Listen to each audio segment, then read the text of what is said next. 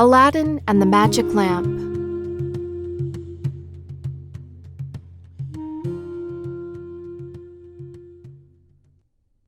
There once lived a poor tailor who had a son called Aladdin, a careless, idle boy who would do nothing but play all day long in the streets with little idle boys like himself. This so grieved the father that he died. Yet, in spite of his mother's tears and prayers, Aladdin did not mend his ways. One day, when he was playing in the streets as usual, a stranger asked him his age, and if he was not the son of Mustafa the tailor. "I am, sir," replied Aladdin, "but he died a long while ago." On this, the stranger, who was a famous African magician, fell on his neck and kissed him, saying, "I am your uncle, and knew you from your likeness to my brother. Go to your mother and tell her I am coming." Aladdin ran home and told his mother of his newly found uncle. "Indeed, child," she said, "your father had a brother, but I always thought he was dead." However, she prepared supper and bade Aladdin seek his uncle, who came laden with wine and fruit. He fell down and kissed the place where Mustafa used to sit, bidding Aladdin's mother not to be surprised at not having seen him before, as he had been 40 years out of the country. He then turned to Aladdin and asked him his trade, at which the boy hung his head, while his mother burst into tears. On learning that Aladdin was idle and would learn no trade, he offered to take a shop for him and stock it with merchandise. Next day he bought Aladdin a fine suit of clothes and took him all over the city, showing him the sights, and brought him home at nightfall to his mother, who was overjoyed to see her son so fine. Next day, the magician led Aladdin into some beautiful gardens, a long way outside the city gates. They sat down by a fountain, and the magician pulled a cake from his girdle, which he divided between them. Then they journeyed onwards till they almost reached the mountains. Aladdin was so tired that he begged to go back, but the magician beguiled him with pleasant stories and led him on in spite of himself. At last they came to 2 mountains divided by a narrow valley. "We will go no farther," said his uncle. "I will show you something wonderful. Only do you gather up sticks while I kindle a fire." When it was lit, the magician threw on it a powder he had about him, at the same time saying some magical words. The earth trembled a little in front of them, disclosing a square flat stone with a brass ring in the middle to raise it by. Aladdin tried to run away, but the magician caught him and gave him a blow that knocked him down. "What have I done, uncle?" he cried piteously, whereupon the magician said more kindly, "Fear nothing, but obey me. Beneath this stone lies a treasure which is to be yours, and no one else may touch it, so you must do exactly as I tell you." At the word treasure, Aladdin forgot his fears and grasped the ring as he was told, saying the names of his father and grandfather. The stone came up quite easily, and some steps appeared. "Go down," said the magician. "At the foot of those steps you will find an open door leading into 3 large halls. Tuck up your gown and go through them without touching anything, or you will die instantly. These halls lead into a garden of fine fruit trees. Walk on till you come to a niche in a terrace where stands a lighted lamp. Pour out the oil it contains and bring it to me." He drew a ring from his finger and gave it to Aladdin, bidding him prosper. Aladdin found everything as the magician had said, gathered some fruit off the trees, and, having got the lamp, arrived at the mouth of the cave. The magician cried out in a great hurry, "Make haste and give me the lamp." This Aladdin refused to do until he was out of the cave. The magician flew into a terrible passion, and throwing some more powder onto the fire, he said something, and the stone rolled back into its place. The man left the country, which plainly showed that he was no uncle of Aladdin's, but a cunning magician, who had read in his magic books of a wonderful lamp, which would make him the most powerful man in the world. Though he alone knew where to find it, he could only receive it from the hand of another. He had picked out the foolish Aladdin for this purpose, intending to get the lamp and kill him afterwards. For 2 days, Aladdin remained in the dark, crying and lamenting. At last he clasped his hands in prayer, and in so doing rubbed the ring, which the magician had forgotten to take from him. Immediately an enormous and frightful genie rose out of the earth, saying, "What wouldst thou with me? I am the slave of the ring, and will obey thee in all things." Aladdin fearlessly replied, "Deliver me from this place," whereupon the earth opened and he found himself outside. As soon as his eyes could bear the light, he went home, but fainted on the threshold. When he came to himself, he told his mother what had passed and showed her the lamp and the fruits he had gathered in the garden, which were in reality precious stones. He then asked for some food. "Alas, child," she said, "I have nothing in the house, but I have spun a little cotton and will go sell it." Aladdin bade her keep her cotton, for he would sell the lamp instead. As it was very dirty, she began to rub it, that it might fetch a higher price. Instantly, a hideous genie appeared and asked what she would have. She fainted away, but Aladdin, snatching the lamp, said boldly, "Fetch me something to eat." The genie returned with a silver bowl, 12 silver plates containing rich meats, 2 silver cups, and 2 bottles of wine. Aladdin's mother, when she came to herself, said, "Whence comes this splendid feast?" "Ask not, but eat," replied Aladdin. So they sat at breakfast till it was dinner time, and Aladdin told his mother about the lamp. She begged him to sell it and have nothing to do with devils. "No," said Aladdin, "since chance hath made us aware of its virtues, we will use it, and the ring likewise, which I shall always wear on my finger." When they had eaten all the genie had brought, Aladdin sold one of the silver plates, and so on until none were left. He then had recourse to the genie, who gave him another set of plates, and thus they lived many years. One day, Aladdin heard an order from the Sultan proclaimed that everyone was to stay at home and close his shutters, while the princess his daughter went to and from the bath. Aladdin was seized by a desire to see her face, which was very difficult, as she always went veiled. He hid himself behind the door of the bath and peeped through a chink. The princess lifted her veil as she went in, and looked so beautiful that Aladdin fell in love with her at first sight. He went home so changed that his mother was frightened. He told her he loved the princess so deeply he could not live without her, and meant to ask her in marriage of her father. His mother, on hearing this, burst out laughing, but Aladdin at last prevailed upon her to go before the Sultan and carry his request. She fetched a napkin and laid it in the magic fruits from the enchanted garden, which sparkled and shone like the most beautiful jewels. She took these with her to please the Sultan, and set out, trusting in the lamp. The Grand Vizier and the Lords of Council had just gone in as she entered the hall and placed herself in front of the Sultan. He, however, took no notice of her. She went every day for a week and stood in the same place. When the council broke up on the 6th day, the Sultan said to his vizier, "I see a certain woman in the audience chamber every day carrying something in a napkin. Call her next time, that I may find out what she wants." Next day, at a sign from the vizier, she went up to the foot of the throne and remained kneeling until the Sultan said to her, "Rise, good woman, and tell me what you want." She hesitated, so the Sultan sent away all but the vizier and bade her speak freely, promising to forgive her beforehand for anything she might say. She then told him of her son's violent love for the princess. "I prayed him to forget her," she said, "but in vain. He threatened to do some desperate deed if I refused to go and ask your majesty for the hand of the princess. Now I pray you to forgive not me alone, but my son Aladdin." The Sultan asked her kindly what she had in the napkin, whereupon she unfolded the jewels and presented them. He was thunderstruck, and turning to the vizier, said, "What sayest thou? Ought I not to bestow the princess on one who values her at such a price?"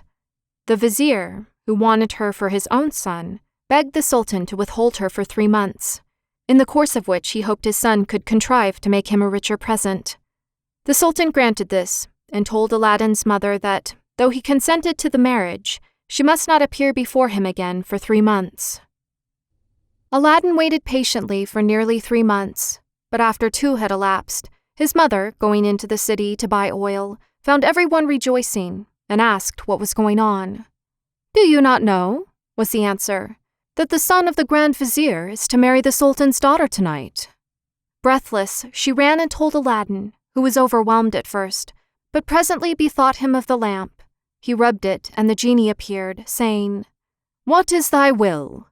Aladdin replied, "The Sultan, as thou knowest, has broken his promise to me, and the vizier's son is to have the princess. My command is that tonight you bring hither the bride and bridegroom." "Master, I obey," said the genie, and Aladdin then went to his chamber, where, sure enough, At midnight, the genie transported the bed containing the vizier's son and the princess. "Take this new married man," he said, "and put him outside in the cold, and return at daybreak."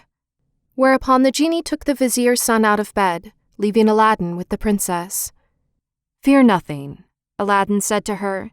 "You are my wife, promised to me by your unjust father, and no harm will come to you." The princess was too frightened to speak, and passed the most miserable night of her life, while Aladdin lay down beside her and slept soundly. At the appointed hour, the genie fetched in the shivering bridegroom, laid him in his place, and transported the bed back to the palace. Presently, the sultan came to wish his daughter good morning.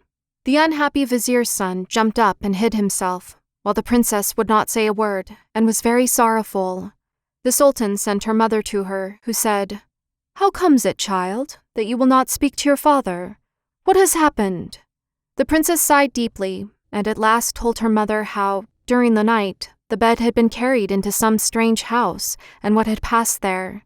Her mother did not believe her in the least, but bade her rise and consider it an idle dream. The following night, exactly the same thing happened, and next morning, on the princess's refusing to speak, the sultan threatened to cut off her head. She then confessed all, bidding him ask the vizier's son if it were not so.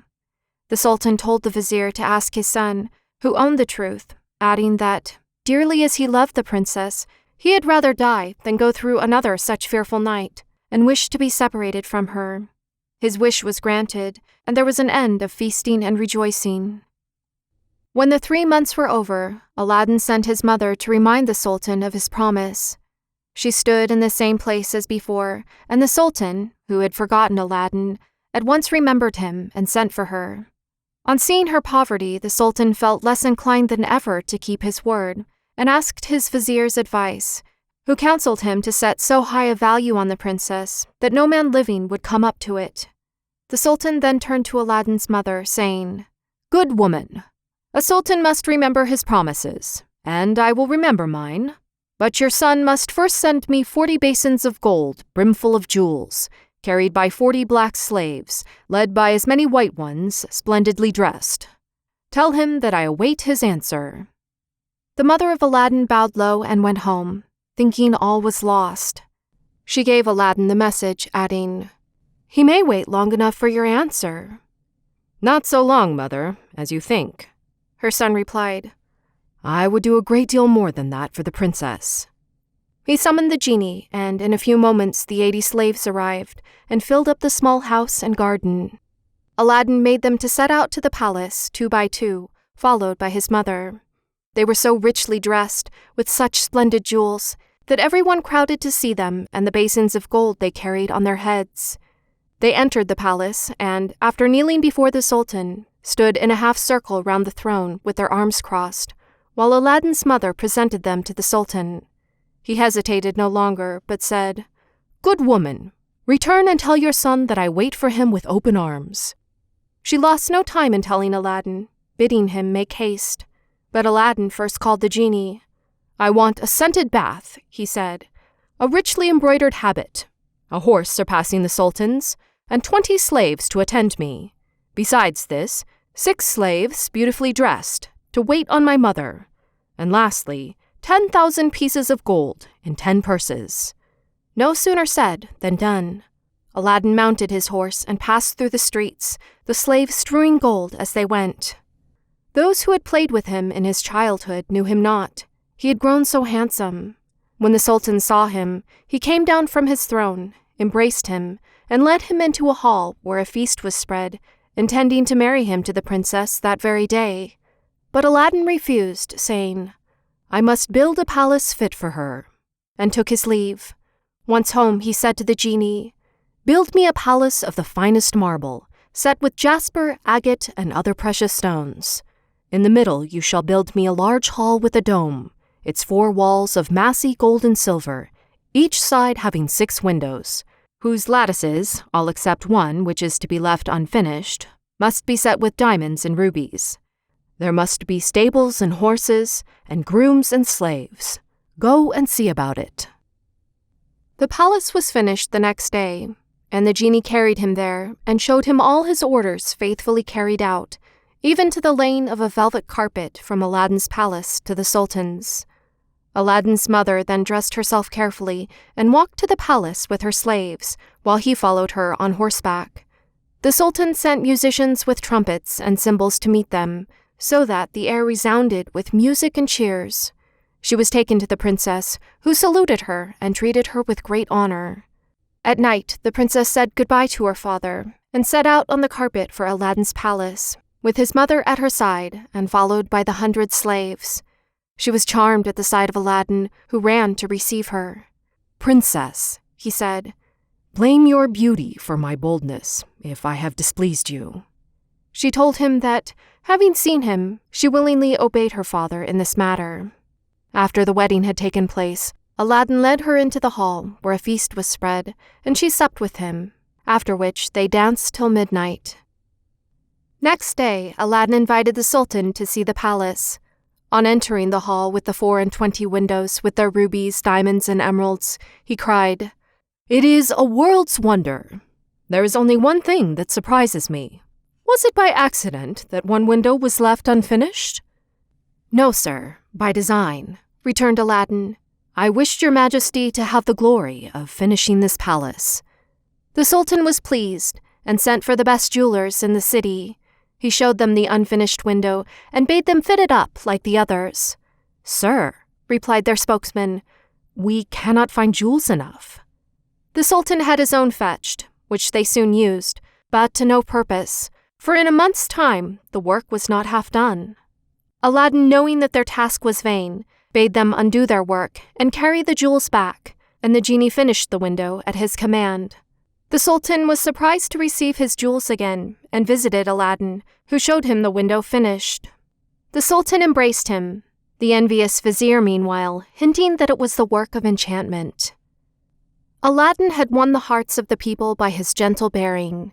He was made captain of the Sultan's armies and won several battles for him, but remained as courteous as before, and thus lived in peace and content for several years. But far away in Africa, the magician remembered Aladdin, and by his magic arts discovered that Aladdin, instead of perishing miserably in the cave, had escaped and had married a princess, with whom he was living in great honor and wealth. He knew that the poor tailor's son could only have accomplished this by means of the lamp, and traveled night and day till he reached the capital of China, bent on Aladdin's ruin. As he passed through the town, he heard people talking everywhere about a marvelous palace. "Forgive my ignorance," he asked. "What is this palace you speak of?" "Have you not heard of Prince Aladdin's palace?" was the reply. "The greatest wonder in the world? I will direct you if you have a mind to see it." The magician thanked him who spoke, and, having seen the palace, knew that it had been raised by the genie of the lamp, and became half mad with rage. He determined to get hold of the lamp, and again plunge Aladdin into the deepest poverty. Unluckily, Aladdin had gone a-hunting for 8 days, which gave the magician plenty of time. He bought a dozen lamps, put them into a basket, and went to the palace, crying, "New lamps for old!" followed by a jeering crowd. The princess, sitting in the hall of 24 windows, sent a slave to find out what the noise was about, who came back laughing, so that the princess scolded her. "Madam," replied the slave, "who can help laughing to see an old fool offering to exchange fine new lamps for old ones?" Another slave, hearing this, said, "There is an old one on the cornice there which he can have." Now this was the magic lamp, which Aladdin had left there, as he could not take it out hunting with him. The princess, not knowing its value, laughingly bade the slave take it and make the exchange. She went and said to the magician, "Give me a new lamp for this." He snatched it and bade the slave take her choice, amid the jeers of the crowd. Little he cared, but left off crying his lamps, and went out of the city gates to a lonely place, where he remained till nightfall, when he pulled out the lamp and rubbed it. The genie appeared, and at the magician's command carried him, together with the palace and the princess in it, to a lonely place in Africa. Next morning, the Sultan looked out of the window towards Aladdin's palace and rubbed his eyes, for it was gone. He sent for the vizier and asked what had become of the palace. The vizier looked out too, and was lost in astonishment. He again put it down to enchantment, And this time the Sultan believed him and sent 30 men on horseback to fetch Aladdin back in chains. They met him riding home, bound him, and forced him to go with them on foot. The people, however, who loved him, followed, armed, to see that he came to no harm. He was carried before the Sultan, who ordered the executioner to cut off his head. The executioner made Aladdin kneel down, bandaged his eyes, and raised his scimitar to strike. At that instant, the vizier, who saw that the crowd had forced their way into the courtyard and were scaling the walls to rescue Aladdin, called the executioner to stay his hand. The people, indeed, looked so threatening that the Sultan gave way and ordered Aladdin to be unbound, and pardoned him in the sight of the crowd. Aladdin now begged to know what he had done. "False wretch," said the Sultan, "come hither," and showed him from the window the place where his palace had stood. Aladdin was so amazed he could not say a word. "Where is your palace and my daughter?" demanded the Sultan. "For the first, I am not so deeply concerned, but my daughter I must have, and you must find her, or lose your head." Aladdin begged for 40 days in which to find her, promising if he failed to return, to suffer death at the Sultan's pleasure. His prayer was granted, and he went forth sadly from the Sultan's presence. For 3 days he wandered about like a madman, asking everyone what had become of his palace, but they only laughed and pitied him. He came to the banks of a river and knelt down to say his prayers before throwing himself in. In doing so, he rubbed the ring he still wore.